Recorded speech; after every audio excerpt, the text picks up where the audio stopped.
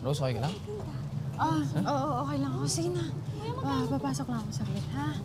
Sige, ikaw na bahala dyan, ha? Sigurado ka, ha? Kaya bayad, oh. Rose! Rose! Tulong! Rose! Rose! Tulong!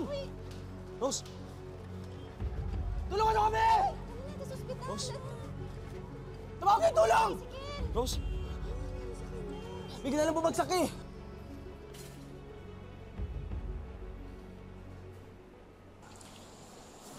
Sir, I'm sorry. Pero may brain tumor po yung wife niyo. Pero wag po kayo mag-alala. Makaka-recover po siya dahil benign po. Kanyang tumor. Dok, anong dapat namin gawin? Kailangan mo mag-secure ng malaking halaga para sa kanyang operation. Dok, magkano abutin ng operasyon? Kailangan mo siyang dalhin sa Maynila dahil walang sapat na facility dito sa ating probinsya. Sa pagkakaalam ko, aabutin ito ng hindi bababa sa 300,000. Mas mainam na makapag-secure ka ng kahit 500,000.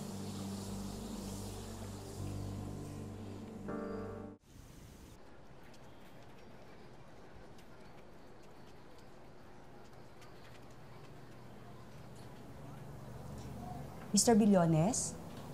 Ma'am, ako ngayon. Sir, pasensya na po. Wala po kasi si Mayor. Pero if ever po, pasabit na lang po nitong mga requirements para po dun sa pagpapaspital ng system niyo. Kaya po ng medical abstract, clinical summary from any government hospital po. Para po ma-process na po natin yung kangangailangan ng mga nurse. Ma'am, hindi ko nga magagawa to kasi yung misis ko nga hindi ko madala sa ospital eh. Pasensya na sir, nakalib po kasi si Mayor. Ma'am, baka naman nandyan. Kailangan ko kasi siya makausap. Kailangan ko lang kasi talaga ng tulong.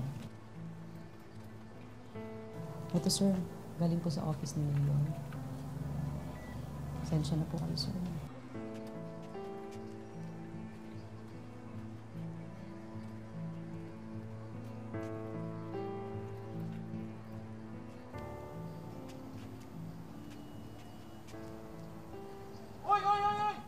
Hoy! Ang nagkaroon mo dyan? Tayo ka! Sir.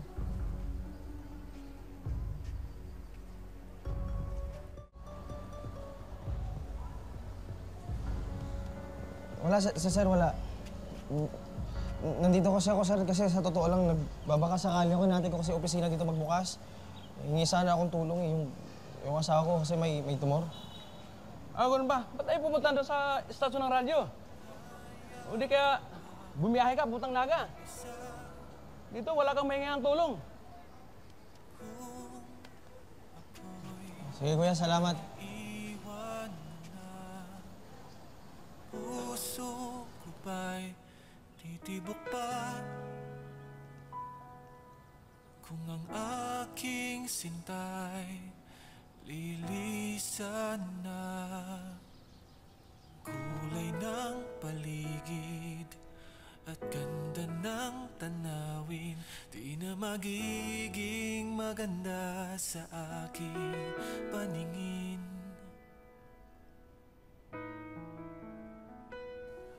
Kung nasan man ako ngayon, alam kong hindi mo ako papabayaan. Bigyan mo lang ako ng lakas at gabayan mo sa bawat hakbang. Panginoon, sa paglalakbay kong ito, napapasalamat ako at binigay mo sa akin si Rose.